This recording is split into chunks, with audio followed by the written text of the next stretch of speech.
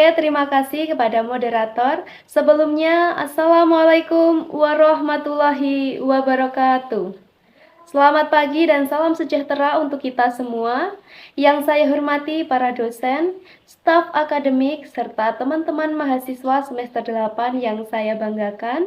Perkenalkan, saya Pujiati Sulitianing dan pada kesempatan ini saya hadir sebagai pembicara untuk membagikan pandangan dan pengalaman saya mengenai sebuah topik yang sangat relevan bagi teman-teman mahasiswa semester 8, yaitu pentingnya menjaga kesehatan mental di masa akhir studi.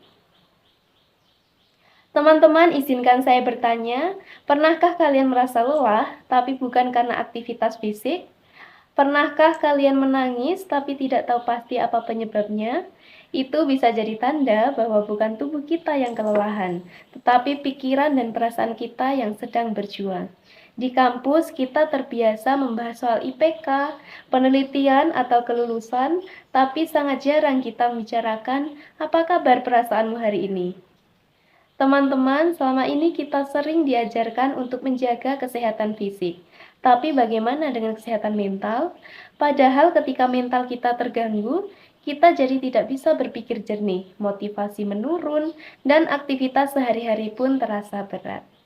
Kesehatan mental adalah fondasi dari segala hal. Kalau fondasinya goyah, apapun yang kita bangun di atasnya jadi tidak stabil. Semester 8 itu seperti berada di persimpangan jalan. Ya, Anda yang katanya sedang berada di ujung perjalanan akademik, tapi justru sering merasa paling sedih, paling lelah, paling bingung, bahkan kadang merasa sendirian. Kita tidak hanya sibuk menyusun skripsi, tapi juga mulai dihantui oleh pertanyaan besar, setelah ini aku mau jadi apa?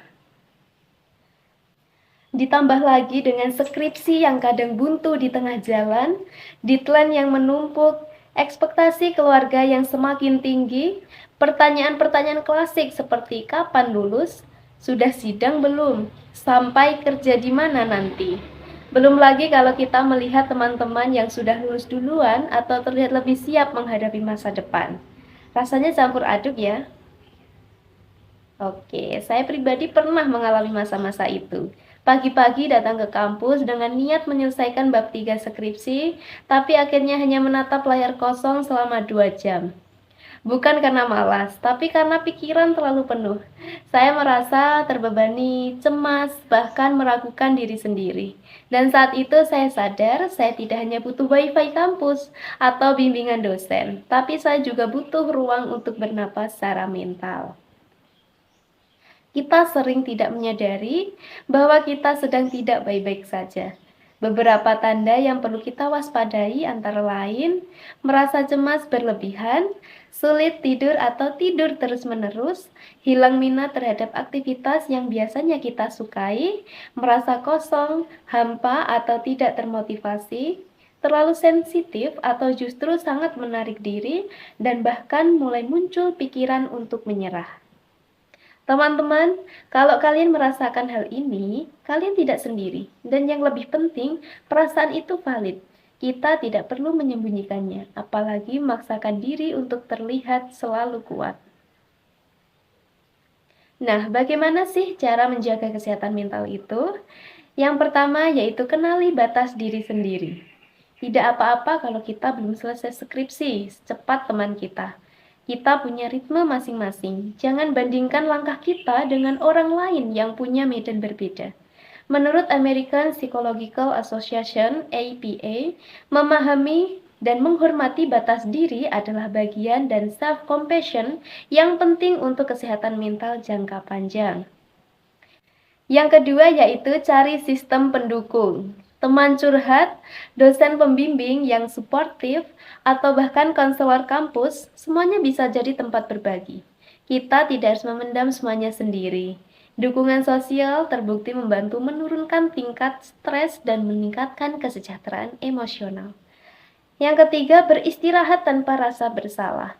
Kadang kita merasa bersalah kalau kita tidak produktif, tapi istirahat bukan tanda kemalasan. Itu tanda bahwa kita peduli dengan diri kita sendiri. Menurut National Institute of Mental Health atau NIMH, istirahat yang cukup membantu otak memproses informasi, dan memperbaiki fungsi emosional. Yang keempat, berani meminta bantuan. Konseling bukan untuk orang lemah. Justru itu langkah berani untuk menjaga diri. Konseling dapat memberikan sudut pandang baru serta strategi mengatasi kecemasan atau stres. WHO tahun 2022 menyatakan bahwa akses terhadap layanan kesehatan mental harus dipandang sebagai kebutuhan dasar, bukan pilihan terakhir. Kelima, batasi konsumsi media sosial. Scroll tanpa henti bisa memicu perasaan cemas, FOMO atau fear of missing out, atau bahkan perbandingan sosial yang tidak sehat. Coba atur waktu khusus untuk membuka media sosial dan prioritaskan interaksi nyata. Keenam, atur pola tidur dan asupan makan. Kurang tidur dan pola makan tidak seimbang bisa memperburuk kondisi emosional.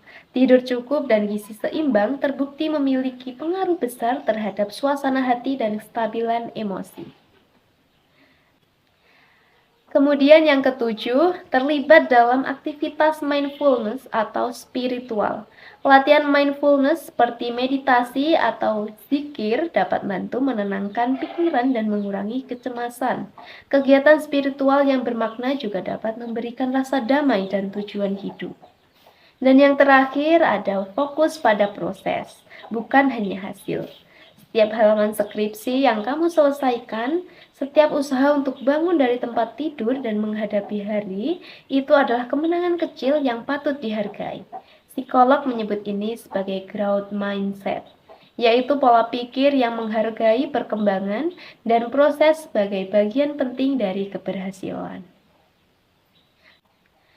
Saya tahu di semester 8 ini banyak dari kita merasa berada di ambang kelelahan. Tapi saya ingin mengingatkan bahwa kita sudah melangkah sejauh ini.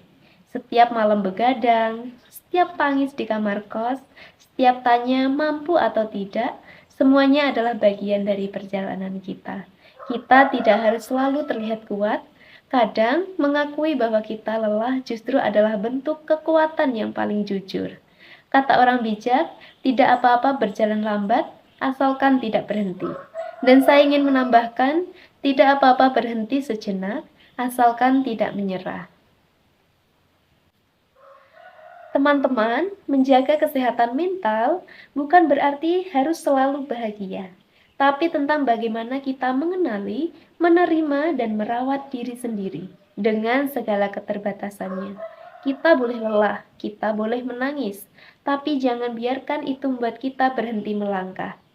Karena setiap usaha kita hari ini adalah fondasi bagi versi terbaik kita di masa depan. Terima kasih, semoga kita semua senantiasa diberi kekuatan dan ketabahan untuk menuntaskan perjalanan ini dengan sebaik-baiknya, serta kesehatan yang paripurna baik secara fisik, mental, maupun spiritual. Akhir kata, itulah sedikit tips dan nasihat yang bisa saya sampaikan. Semoga ada manfaatnya bagi teman-teman semua. Mohon maaf apabila ada kekurangan dalam penyampaian. Wassalamualaikum warahmatullahi wabarakatuh. Oke, saya kembalikan kepada moderator. Tung, tung, tung, tung.